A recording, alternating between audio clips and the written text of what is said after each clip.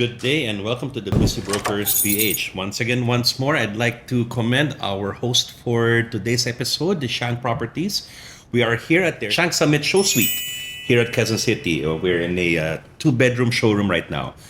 And thank you for hosting us. We have a special guest joining us today in our episode. She's here to share her insights, experiences, and practical perspectives that we know our listeners will find valuable.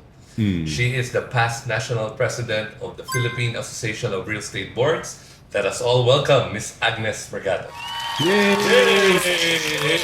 Hindi pa ako broker na. Oo. No? Matagal Ako na. rin. Sige. Ikaw, Miss Agnes, how long have you been in the industry practicing? Over 36 years. 6 years. 16 years more than me. 6 years ahead of me. So you're all in the business for a long time. Yes, yes. Miss Agnes, you've seen it all, di ba? Tagal mo na rin sa industry. How different are buyers nowadays? I mean, are they more smarter? Are they mas tedious pa sila sa mga paperwork? Ano rin hinahanap nila in this time and economy? Buyers now are more knowledgeable about the real estate process, so they expect more from the brokers, and they can easily verify what the brokers are telling them with all the available information online. So they are picky when it comes to the brokers who will assist them in the sale. Wow. Oh, yes. Actually. They should be. Yeah, they should be. They should be. Yes, they should be.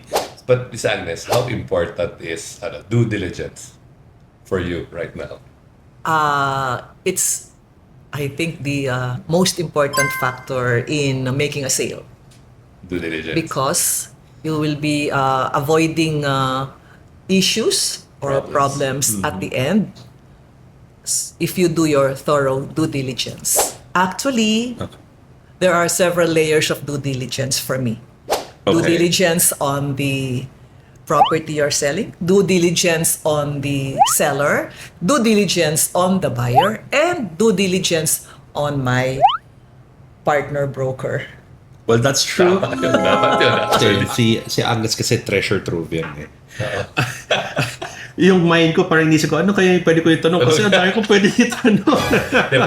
But you have to know yung strength ni Agnes is more on yung due diligence, mga ganyan, ma'am. Pero since yun yung strength mo, ma'am, ano yung technical issue that buyers tend to overlook? Lately, commercial properties, you only do the due diligence. Of course, you want to do the trace back, where it was acquired from. And then if there's an annotation, for example, like a bank loan, you don't rely on the amount that is stated in the contract. You really have to check with the bank the outstanding balance, because I've encountered where the amount stated in the title or annotated is different from the actual amount that was where the property was used as a collateral. So very, very my experience, it's very huge difference. So you really have to double check that. And then first of all, also the title, of course, the ownership is very important, because the sellers may be different from the owners. I don't know if you agree with me. Yeah. Somebody's I get selling that. a property, but the name of the owner in the title is different from the seller. So, and there are also, I also encountered cases, the broker is offering a property and asking me right away to give the offer to buy, and then it turned out the property that she was selling, the title of the property is missing. So I learned a lesson. Don't ask for the offer to buy. And also, the first thing also is probably give me a certified true copy of your title, or and tell me if the title is available on hand. It's not missing. Baka pwede mo kami kwentuhan ng pinaka-challenging mong deal. Parang meron. di ba? Kasi may ganun, may iba pala yung owner, iba yung seller, tas may mga kung ano pa, magkaiba yung... I wanna know, you've been in the industry for so long. Yeah. In that kind of Yes, transaction. yes. I don't go through that standard of the giving the offer to buy Okay. immediately Uh, from or getting that offer from my buyer, even if my co-broker requires it. What I do is I get a letter of interest, that's what I call it, from my buyer, authorizing me to sit down with the seller to discuss the terms and conditions. Ganda dun. I like Terms that. of Ganda payment. dun, It's, diba? Yes, it's sort of this like is a my contract of secret. agency. Yeah. Yeah, Something like contract that. of agency. Yes. Yeah. And also in that letter, this is stated that I am the authorized representative and that I'm authorized to discuss payment terms and conditions so that the buyer will be able to make an assessment of the potential risks of the transaction and his comfort level in entering into that transaction. Because I will now go back and report after the meeting Tama. if there are certain processes to be undertaken but doable. There are certain issues but that can be resolved. So if I give that report, make that report and it's positive, then we do the offer to buy. Yeah. Because you cannot do an intelligent offer to buy if you do not know what I call the narrative of the property you're selling. So my buyer would like to know who are the owners, the background, where did they get the property, how did they get the acquire the property. History. That is the Yeah. price range that Yeah. they will accept. Mhm. So then the other terms and conditions, like when they will turn over the property, or if there are other issues, like if there are there are still occupants on the property, or if there's a loan, when is it going to be paid, all the details. So I discuss that, then I go back to my buyer, then we draft the offer to buy. For me, success is in the details. Yeah, Yes. there we go. So you Yeah, have to yeah. know. Tama. It should be clear right from the start. Any transaction should be clear right from the start, and everything else will be smooth. So I cover all the loopholes. You were asking me what transaction was I think the most recent one, and you more or less have an idea what I'm talking about, is a property, the sellers that they were trying to sell for about 3 years, and they had a court case among the siblings and the family that took 23 years, and they were trying to sell it, and they had to raise money to pay some auction sale taxes Okay. that had to come from the buyer. Okay. So there were 23 heirs, and 4 of them in the US. So So, yes. Okay. Okay, actually, you know what, Anton? At first glance, it looks like A headache. Headache. Yes. Yeah. Because you are overwhelmed with all The names, the nature of the Information. transaction, Yeah, the information. Yes. But the secret is to get down to how do you call this? Not compartmentalize, but to address it one by one, or one issue at a time. One issue at a time. One issue Yeah, at a that's time. good. And One then, issue at a time. if you Yes. understand, first of all, if there's a settlement of the estate, you must have the family tree Yes, correct. to Isn't be that able to hard determine to get all the that? heirs, the parties involved in the transaction. Then you do the documentation so that there's an agreement. First, there should be an agreement of the shares of the heirs or the sellers, if there are multiple sellers. So you have to have an agreement, or what you call ownership structure. And inside that agreement is like there are waivers. If some are waiving their share, or that they are waiving also that they are holding the buyer harmless of any claims. Okay. It's like an indemnity clause, I think. So all of that documentation in order, and then another part of documentation that you should do is you take the photos or the videos while the parties or the heirs are Yes. signing the documents in front of the notary. In other words, you seal the transaction. There are no loopholes. Well sealed. Well sealed. Yeah. Well prepared, well sealed. Yeah. So when you do that, you think after all, it's not that overwhelming. Naman It's pala. just additional processes and documentation that needs to be done. And then when it is clear to all the parties, no problem, right? So no objection from the buyer. He only asks one question: can the title be transferred to my name? If the answer is yes, Go na. Oh. Can I still share one more course. difficult Sige, of transaction? course. Yes. It's not So, really a big transaction, but it was the property that was for sale was mortgaged with the bank, and then the buyer was going to mortgage it with the bank, same bank, only Okay. to be discovered that there was an error in the technical description.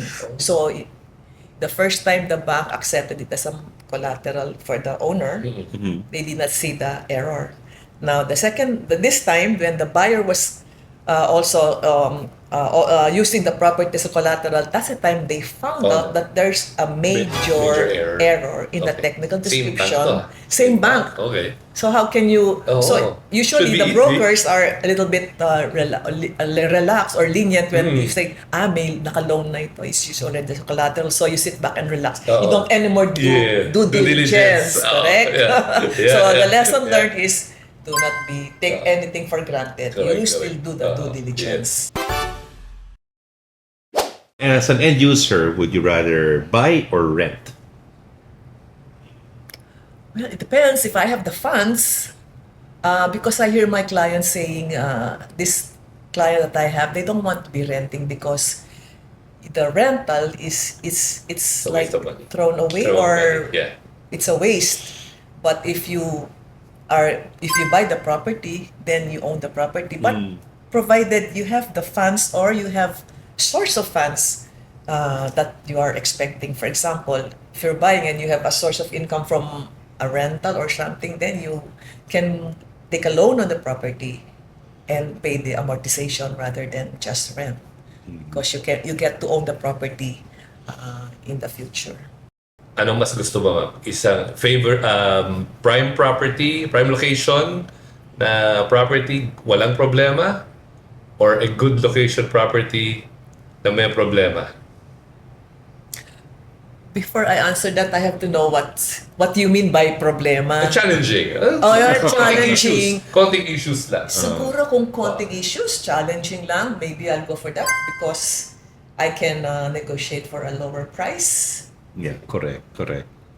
But you have to make a very good assessment evaluation before you buy it. If whatever challenges can be resolved or can be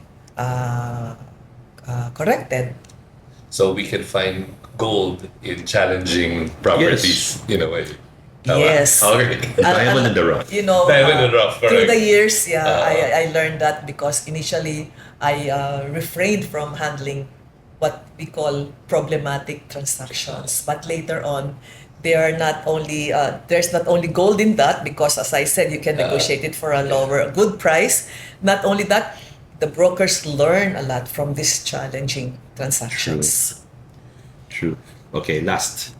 Bulacan or Laguna? If you were to choose it, area. I don't know where your question is coming from. But, I would choose Laguna. Same. Mag-guess natin Laguna. Laguna lahat. Really? Oh, diba? Although Bulacan is also because Laguna has we know the developments there. Yes. Have been ongoing developments for quite some time. Bulacan is just like starting. Yes. With the The airport. and all. airports Yeah, and yeah. other things. So do you have social media accounts that you'd like to share to our viewers, or how they can follow you and your How can they reach you? how can they reach you? Yeah. Contact number. Actually, I don't do a lot of social media. We have because of my age, I don't really do my sales or my transactions are mostly referrals and repeat clients. Okay. So they look for me, I don't look for them. Wow! Sana all! Di ba? Sana all! Sana all! So that's it. Thank you very much for your time. And for our listeners, you can follow us on YouTube, Instagram, Facebook, and Spotify at The Busy Brokers PH. So once more, we'll see you in the next episode. Thank you. Bye-bye. So together with me and Anton is Charmaine Go, Associate Broker Director of Shang Properties Inc. And we want to thank you for having us here, not the Busy Brokers, here at your beautiful showroom for Shang Summit. You have a few words to say to our viewers, Charmaine? Yes, thank you for that. So we'd like to invite everyone, our brokers and our dear clients, to visit our Summit Show Suite located along Summer Avenue, corner Eugenio Lopez Drive, South Triangle, Quezon City. So we're open daily from 9 a.m. to 8 p.m. If you happen to be here, please look for me, Charmaine Go, or any of the representatives from the Broker Channel team. So thank you very much. Thank you.